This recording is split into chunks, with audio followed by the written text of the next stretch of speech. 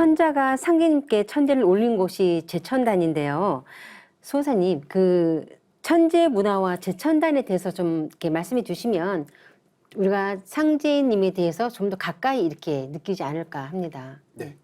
저희들이 앞서 살펴본 바와 같이 그 신교 문화의 그 알맹이 문화가 상제 문화고, 그 상제 문화의 이 정수가 천제 문화라고 저희들이 정리를 할 수 있지 않겠습니까?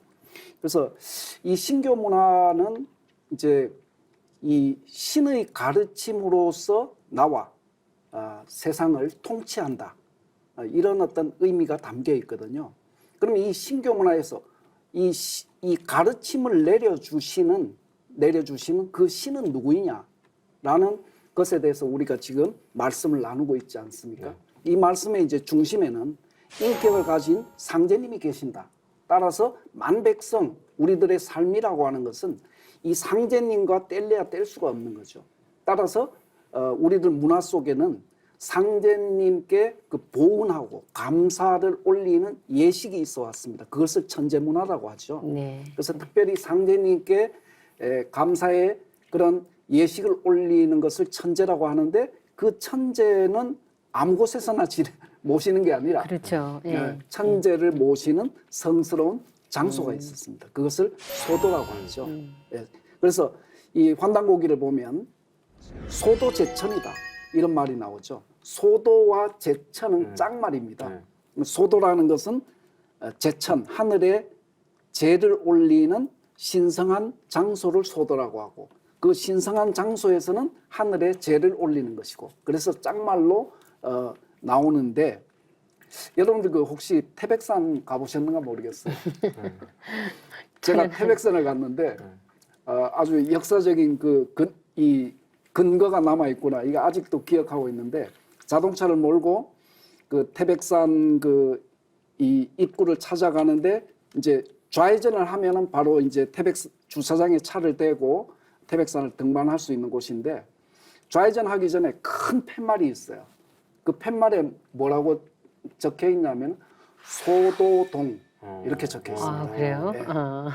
태백산은 여러분들 아시다시피 태백산 정상에 제천단이 있습니다. 네. 예, 제천단이 있는데 아직도 그 제천단이 모셔진 곳이 소도라고 하는 그런 이 근거가 지금 행정구역으로 아직 남아있는 곳이 태백산입니다.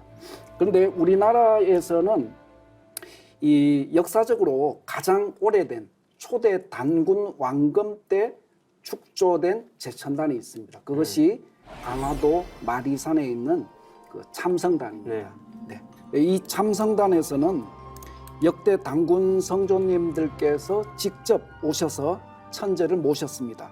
처음에는 3월 16일, 10월 3일에 천제를 지내다가 그 이후로는 5월과 10월에 천제를 모셨다고 합니다.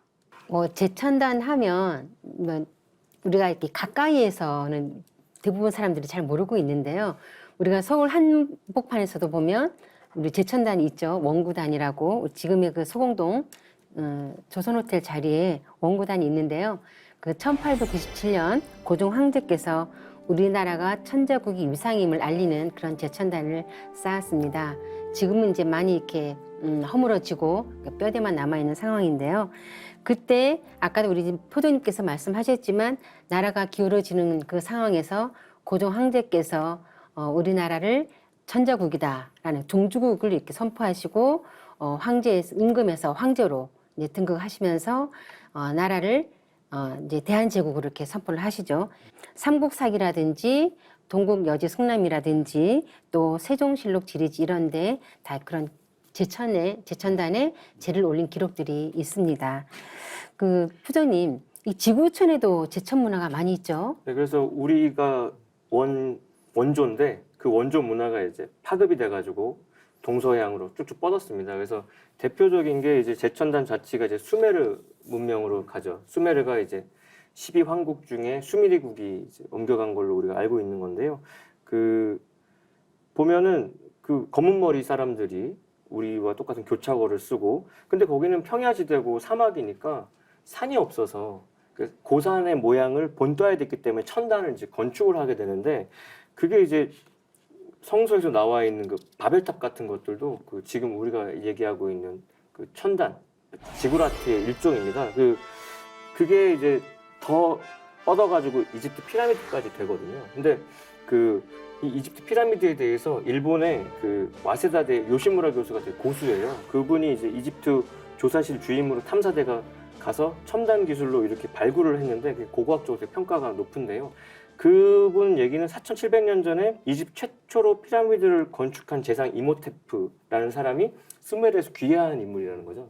그 이집트 피라미드의 원조가 수메르 문명에서 왔다는 얘기고 그게 동쪽 끝으로 가면은 그 아즈텍 마야 문명의 그 수많은 그 피라미드들도 있는 건데, 그러니까 동서양에 있는 거성 건축물들이 다 보면 지구촌 시대 그 시원의 고대 문명의 원형들을 드러내고 있는데 놀라운 사실은 중국 한복판에도 지금 어마어마한 피라미드들이 많아요. 그거를 중국에서는 진시황 유적인 줄 알고 찾으러 갔다가 파봤더니 이거는 홍산 문명 유적이어가지고 그걸 요즘에 은폐하고 원래 산이었다고 해서 나무 심고 난리치고 있는데요. 원래 그 피라미드라는 말의 뜻도 그 나라 사람들은 메르라고 해가지고 승천의 공간이라는 뜻이 있습니다. 그리고 지구라트라는 말도 높이 상승하는 것이라는 뜻이 있는데 결국 우리가 뭐 참성단, 뭐 태백산 천재단처럼 산에서 상제님께 천지지 되는 것처럼 평야에 산 모양을 세워놓고 그 하늘과 소통하는 천재 문화가 그대로 이제 이어져 온 거죠. 근데 또 재밌는 게 그 중국에 있는 피라미드의 배치 모양하고 이집트 피라미드 배치 모양이 똑같아요. 그게 하늘 오리온 별자리 모양 그대로 본땄다고 하는 겁니다. 그래서 고고학자들은 이 중국하고 이집트가 똑같다는 건 세계 문명이 하나에서 나왔다는 걸 전제하지 않고는 설명이 안 된다라고 얘기를 하거든요. 그러니까 세상은 더 첨단으로 달리고 과거로부터 멀어지는 것 같지만 어찌 보면 더 진실에 더 가까워진다고 볼 수가 있겠습니다. 네, 말씀하신 것처럼 그 상제님께 천재를 지냈던 제천단은 전 세계에서 이렇게 발견이 되고 있잖아요.